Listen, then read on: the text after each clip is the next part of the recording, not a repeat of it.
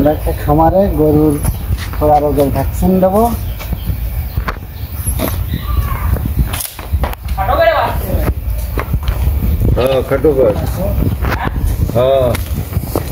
গরুর ভ্যাকসিন দেবো, খোরা রোগের ভ্যাকসিন। দেখি ভ্যাকসিনটা দেখাও।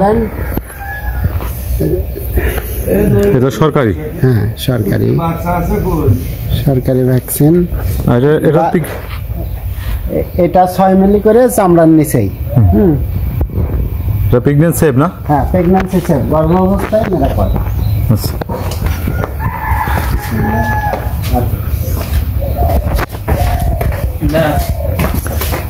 প্রিয় দর্শক দেখুন কিভাবে ভ্যাকসিনটা লোড হচ্ছে। 6 সিসি নিলাম। 6 সিসি নেবে। হ্যাঁ,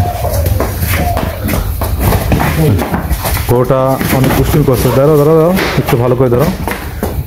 গরু দর্শক, এই ভিডিওগুলো আপনাদের জন্য দেওয়া হয় শুধু শিক্ষার জন্য। হ্যাঁ, চামড়া নিচে। হ্যাঁ, রুট। আচ্ছা আচ্ছা আচ্ছা। দর্শক, অসাধারণ পদ্ধতি, আপনারা অবশ্যই পদ্ধতিটা দেখবেন সুন্দর করে। কত সুন্দর করে ভ্যাকসিন দিচ্ছে দেখেন। গরুটা আসলে বুঝতেই পারেনি, অনেক দুষ্ট গরুও দিতে পারবে না। দেখেন এটাকেও প্রয়োগ করবে। আমরা অবশ্যই 100 টাকা লাগবে। 100 টাকা দিয়ে দিছি। আচ্ছা,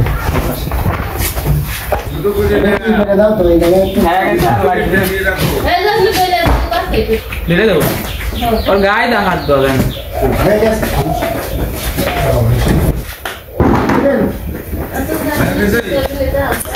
এই দিয়ে নিলে দিয়ে নাও একবারে। পরেক্ষণে কিন্তু আর পাবা না। এটা কি দুপুর বেলা নাকি? যে কোনো সময়, সকাল 1 চামচ, বিকেল 1 চামচ। হ্যাঁ, ভ্যাকসিনের টেম্পারেচার মেনটেন করার জন্য হাতের সংস্পর্শ ছাড়াই রুমাল দিয়ে ধরতে হবে। ধরা হলো। দর্শক, আরেকটি গুরুত্বপূর্ণ বিষয় আমরা আসলে জানতাম না যে আসলে অনেক সময় আমরা ভ্যাকসিনটা নিজে হাতে ধরি, কিন্তু আসলে ধরার নিয়ম না। দেখেন কি সুন্দর করে রুমাল দিয়ে ধরছে যাতে টেম্পারেচারটা মেনটেন থাকে এবং যাতে দ্রুত গরম না হয়ে যায়। 4 থেকে 8 ডিগ্রি সেলসিয়াস তাপমাত্রার মধ্যে ভ্যাকসিনটা পুশ করতে হবে। আচ্ছা দর্শক, আমরা আরেকটা জায়গা যাচ্ছি। আমরা নতুন আরেকটা খামারে এসেছি, সেখানে আমরা ভ্যাকসিনটা দিব। বাছুরকে কয় মিলি দিবে? 3 মিলি। দর্শক, এরকম বাছুরটাকে আপনারা 3 মিলি দিবেন। চামড়ার তলে না বন্ধু? আচ্ছা ঠিক আছে, চামড়ার তলে দিবেন। দেখুন ছোট বাছুরটাকেও দেওয়া যাবে, কোনো সমস্যা নেই। এবং এটা দেওয়া কত নিরাপদ, এটা দিলে পরে আপনার এই রোগটা আর হবে না। এবং এটা কতদিন পর দেওয়া লাগবে বন্ধু? 4 মাস পর। 4 মাস পর পর দেওয়া লাগবে। আর যদি বুস্টার ডোজ কেউ ব্যবহার করে থাকে, 14 দিন পরে দিলে সেটা 6 মাস পর। 14 দিন পরে দিলে 6 মাস। আপনারা যদি আজকে ভ্যাকসিন দেন তাহলে 14 দিন পরে যদি আবার প্রয়োগ করেন তাহলে সেটা আবার 6 মাস পর্যন্ত কাজ করবে। ঠিক আছে? তো দর্শক দেখুন আমাদের ভ্যাকসিনটা আসলে কত সুন্দর করে নিয়ে রাখছে, দেখছেন হাতে রুমাল দিয়ে রাখছে যাতে হাতের টেম্পারেচারটা অনেক সময় অনেক দুষ্টু গরু অনেক সতর্কতার সাথে ভ্যাকসিন দেওয়া লাগতেছে। ঠিক আছে, অসাধারণ। এরকম পদ্ধতি যদি আপনারা ব্যবহার করেন তাহলে আপনারা কখনোই ব্যর্থ হবেন না ভ্যাকসিন দিতে। আমাদের দেখেন কত সুন্দর করে ভ্যাকসিন লোড করছে, আবার রোগের স্থানটাও অনেক দেখেন একটু খুলে নেয়। ঠিক আছে, সমস্যা নেই, টুক করে ধরো, আস্তে করে ধরো।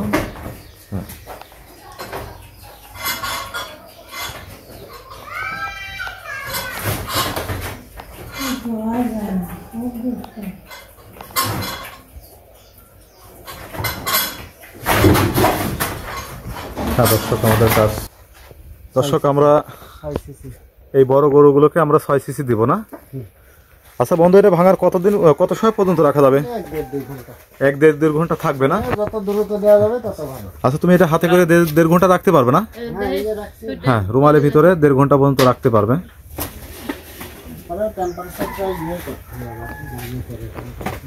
এই 1.5 ঘন্টার মধ্যে কি তুমি একরকমই রাখতে পারবে না? না, একরকম না, আবার এই সে দেয়া লাগবে? আবার ফ্রিজে ঢুকায় আবার টেম্পারেচার লেভেল করে নিতে হবে, নাহলে আবার সমস্যা হবে।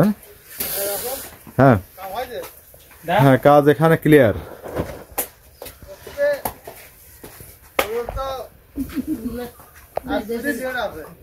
তাই প্রিয় দর্শক, আর একটা বিষয় আমরা বলি, যেটা গব্ন গরু, বুঝছেন, যাদের গরু প্রেগনেন্ট আছে তারা আসলে করতে পারবেন কিনা আমরা সে বিষয়ে শুনবো। মারুফ, এটা কি আসলে গব্ন গরু দেওয়া যাবে? গর্ভ অবস্থায় দেওয়া যাবে। এখানে এরা হচ্ছে, আমি বলি, আচ্ছা আচ্ছা, টিকা, এই যে এখানে লেখা আছে গর্ভবতী গাভীকে টিকা দেওয়া যাবে। ও আচ্ছা, সরকারি ভ্যাকসিন না? আচ্ছা, এটা সরকারি যে ভ্যাকসিনটা আছে, গর্ভবতী গাভীকে টিকা দেওয়া যাবে এবং কোনো সমস্যা নেই। এটা যেহেতু সরকারি ভ্যাকসিন, এটা গর্ভবতী গাভীকে আপনারা দিতে পারবেন এবং নিঃসন্দেহে দিতে পারবেন, কোনো ভয়ের কোনো কারণ নেই।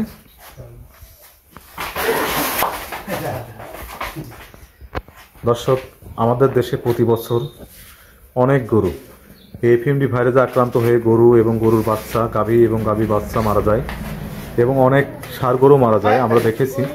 তা আসলে আমাদের এইরকম সমস্যার সম্মুখীন যাতে আমরা না হই, যার কারণে আমরা ভ্যাকসিনটা আগের থেকেই দিতেছি এবং সবাই দিয়ে রাখবেন। এবং আমাদের পেজটা যারা ভালো লাগবে তারা অবশ্যই লাইক, কমেন্ট, শেয়ার করে আমাদের পাশে থাকবেন এবং আমাদের এই ভিডিওগুলো দেখবেন, অনেক কিছু শিখতে পারবেন।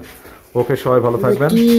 আমরা এখন দেখাবো ভ্যাকসিনের কিভাবে রাখা হয়, সংরক্ষণ করা হয় এবং এটা কিভাবে ক্যারি করবেন।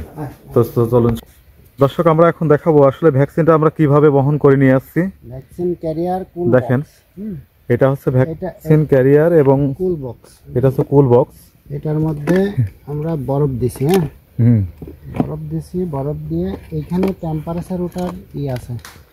এটা হচ্ছে সরকারি না? দেখি দেখি বন্ধু, এটা দেখো,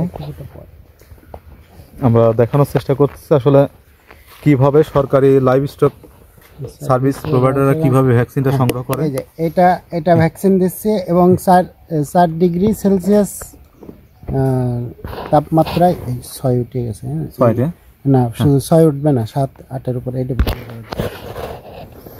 হ্যাঁ, 4 থেকে 8 ডিগ্রি সেলসিয়াস তাপমাত্রায় আমরা ভ্যাকসিনটা সংরক্ষণ করতেছি। এই যে এইটা নেব, এই যে ভ্যাকসিনের যে ভিতরে আমরা ভ্যাকসিনটা রাখলাম।